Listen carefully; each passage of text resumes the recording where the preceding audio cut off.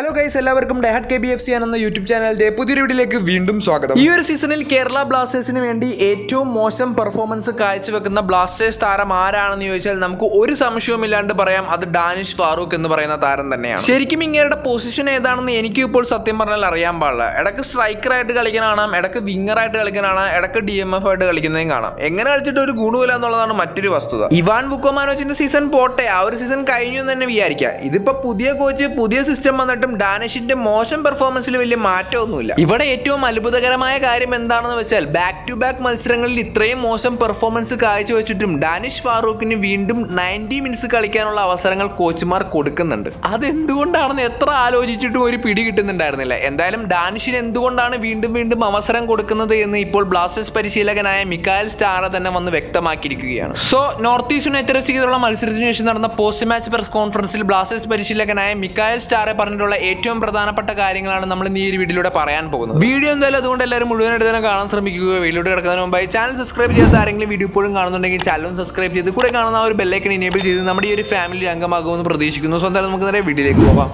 അപ്പോൾ ഗൈസ്, നമ്മൾ പറഞ്ഞു വന്നത് ഡാനിഷ് ഫാറൂഖിന്റെ കാര്യം തന്നെയാണ്. നിലവിൽ ഇപ്പോൾ കേരള ബ്ലാസ്റ്റേഴ്സിന്റെ നിരയിൽ ഏറ്റവും വേഴ്സറ്റൈൽ ആയിട്ടുള്ള പ്ലെയർ ആരാണെന്ന് ചോദിച്ചാൽ അത് ഡാനിഷ് ഫാറൂഖ് തന്നെയാണ്. പുള്ളി ഏത് പൊസിഷനിൽ വേണമെങ്കിലും കളിക്കും, പക്ഷെ കളി എങ്ങനെയുണ്ടെന്ന് മാത്രം ചോദിക്കരുത്.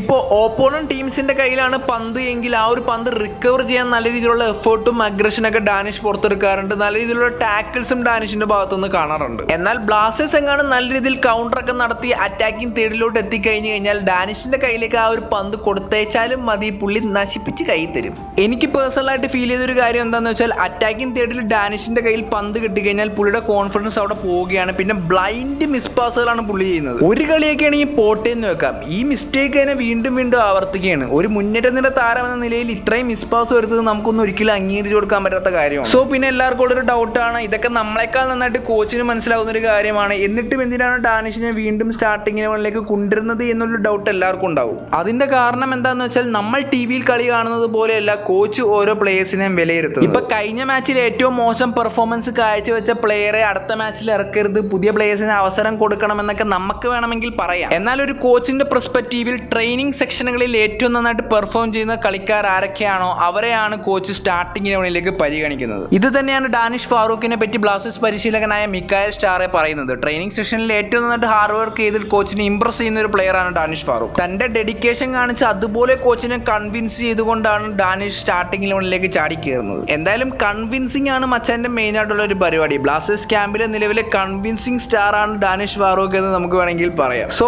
ട്രെയിനിങ് സെക്ഷനിൽ മാത്രം അണ്ണൻ ഹാർഡ് വർക്ക് ചെയ്ത് കളിച്ചിട്ട് കാര്യമില്ല അണ്ണ, കളിയിലേക്ക് വരുമ്പോഴും അത് പ്രാവർത്തികമാക്കാൻ ശ്രമിക്കുക, അല്ലെങ്കിൽ ഇനിയും ബ്ലാസ്റ്റേഴ്സ് ആരാധകരുടെ കയ്യിൽ നിന്ന് നല്ല തെറികൾ കേൾക്കാം.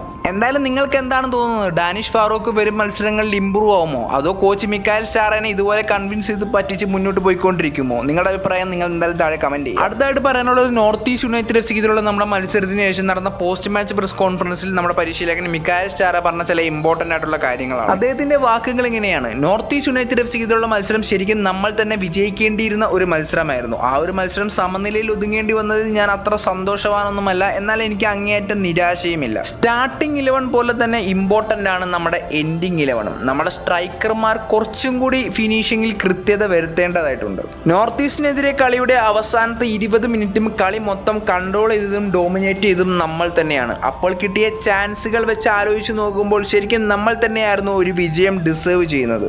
എന്തായാലും കഴിഞ്ഞതിനെ പറ്റി ഇനി ആലോചിച്ചിട്ടും ചിന്തിച്ചിട്ടും ഒരു കാര്യവുമില്ല. ഇനി വരാനുള്ളതിനെ പറ്റി നമുക്ക് ചിന്തിക്കാൻ കിടക്കുകയാണ്. ഒരു പോയിന്റ് കിട്ടിയതിൽ ഞാൻ എന്തായാലും വളരെയധികം സന്തോഷവാനാണ്.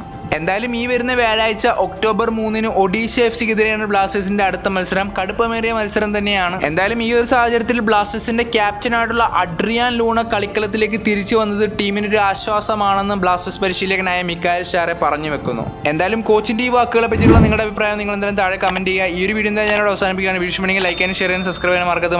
മറ്റൊരു വീഡിയോ നമ്മൾ വീണ്ടും കണ്ടുകൊണ്ടിരിക്കും. By, stay tuned.